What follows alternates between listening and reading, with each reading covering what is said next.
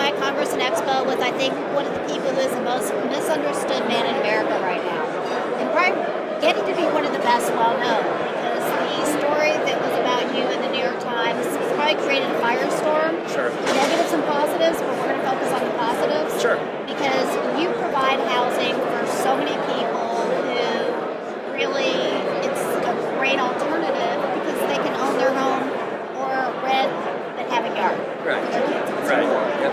So can you share with us, I think this is what was missing in a lot of the story that was told, kind of the personal side and why you're in factory built housing, because there's been so much about the money, but looking at you, I have a feeling there's more to the story, and that's what I wanted to share. Sure. Personal side with our customers, you're saying, or just your personal side? My personal side. All right. Well, basically got in the industry back in '96 when there were not many people interested in it. It was a ghost yard at that time, as far as not a lot of interest. And the first thing I noticed when my very first community was called Glenhaven, was there was just in Dallas, right, a ton of demand, right. I put a small ad in the classified news, and my phone rang off the hook. Almost all day and night. I mean, virtually. I mean, I would get calls up till midnight and start again at 6 in the morning. So I knew that I was onto something that people truly cared about. Maybe not from an ownership perspective, but as far as living in it. So then I started thinking backwards, why are people really interested in this? And found that, you know, what we were offering was a home with a yard at about the same price as an apartment, which has no yard and neighbors on all sides, and it's just a whole different product. So from there, I ventured into buying even more communities because I realized pretty quickly what the key drivers were, which is people wanted a nice, safe area with, you know, the ability to live there happily with their neighbors and kind of a community orientation. A good school district, we've always tried to maintain that. And at any rate, we just keep, you know, buying one after the other. So it's really been a win-win for everyone. I mean, even the New York Times article, you know, the key feature. Yeah, the key feature was you could not find a single unhappy resident in the entire community. So. And that's the story that I think people missed. I agree with you completely. And I'm going to ask you a really hard question. Sure. Do you care about your residents? We care about our residents. We greatly care about our residents as far as those are what makes our business work. You know, we could not exist without residents, so we definitely care about our residents. At the same time, you know, we do expect our residents to pay, follow the rules. I mean, there's minimum standards for both of us. We have to keep the communities up, and then they have to abide by the rules as well. But we do care for the tenants, and we do care very much about delivering a good product for them. Well, and what I'm hearing and what I kind of read is that one of the most critical things to you is quality of life. Yep. And you have to play by the rules to have a quality of life that is for everybody. Yep, that's correct. So it isn't about just being the bad guy, but it's about really being the good guy and making sure everybody has a great place to live. That's right. Yeah, I mean, the only time we really get in the loop is on collections, as far as being a, quote, bad guy, unquote. So other than on the collections, which for 95% of our customers, no, we never even have a problem with them. A lot of times when we buy these parks that we're turning them around, we have to retrain the tenants because often the former owner never even understood collections and didn't demand that they pay. But that's just a smile. I mean, it's a tiny item. After we've had it for a few months, they pay, and it's no longer an issue. After that, and in most cases, I mean, they're stakeholders in the business. They own their home. Basically, they own the home, we own the land, and you know, we're both in the same game. I mean, they want to have a nice place to live. They want the park to be looking good, and obviously want their homes to be looking good. And so we all work together to give them, you know, a quality of life that they like and that works for their household and their kids. So. Why should people move to a factory-built community? Well, there's a lot of reasons. First, obviously, is the financial. We're just about the only thing out there that truly is affordable.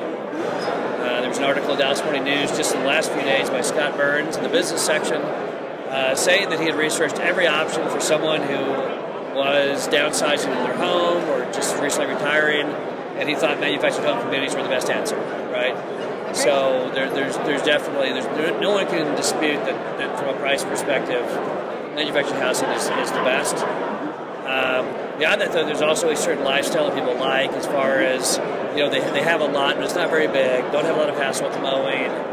mean, there's all kinds of different reasons people like it, but I'd say the biggest reason, of course, is the pricing. That's huge. But beyond that, it's just the fact that the product itself is, attractive in many ways that apartments can't deliver on. So I agree. And you know what? I either said it or read it. I'm sorry, because I was in your speech today at MHI Congress as well. Sure. But people have choices. They do. They don't have to live there. They live there because they want to live there. That's correct. Yeah, it's very important to us when we set our price points. For example, we try and be half of the price of a similar two-bedroom apartment, so that they're getting a Steve Jobs quoted insanely great deal, and that's why we do so well at it. Is we give them something they cannot get anywhere else, so they're excited about it, and we're excited about it. So everyone's excited about it. And that's what's important. I lived in a manufacturing community for 16 years. Okay. It was the best experience I've ever had. Yeah. As far as building friends and a sense of community. Yeah. Well, I think again, the part of the New York Times article people missed, which was the biggest part of the article, was that the reporter, which had never been done before, lived in a community for 4 days and 3 nights.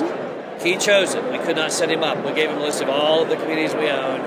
We said, pick any of them. Do your own research. You pick any one you want. We did not say, you have to be in this one. Right. He randomly picked Pontoon Beach, Illinois. It was not the closest to New York. That's the one he picked. Just did it. So he said, I want to be there. We took one. Not a destination. Empty home in the community that we own. That's right. And we went to rent a center, put furniture in it, said, here's the key.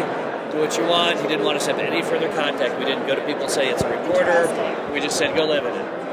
And he went around to people and said, hi, what do you think about living here? I assume he identified himself as a reporter, some of them. But in the end, he was there, and he talked to every tenant he could humanly find in every square inch, and not one single person did not love it. And that was the shocking part of the article. I talked to him again recently, just recently, and again he reaffirmed that was the amazing part, is that normally, he's a business writer. He goes to businesses, and it doesn't matter what it is. I think he wrote an article on Porsche at one time, and I'm sure the people who love their Porsche automobile, and then there's some who hate it. Right. And so we were unique. You'd never seen a deal where every customer in there liked it. We couldn't have created that. We couldn't have set it up.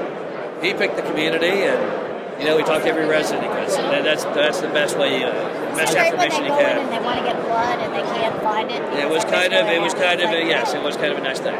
Now, one more question. Sure. Would you live in a factory-built home? I live in a factory-built home. I live down in Missouri, in an area south of St. Louis, tip of the Ozarks, and there are many, many folks who live in manufactured homes down where I am.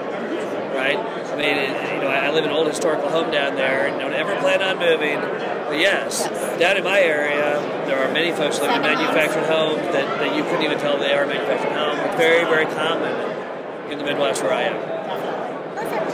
Thank you. Yeah, you betcha. And I hope you really set the record straight. Okay. I really enjoyed your speech today. Great. And I appreciate it.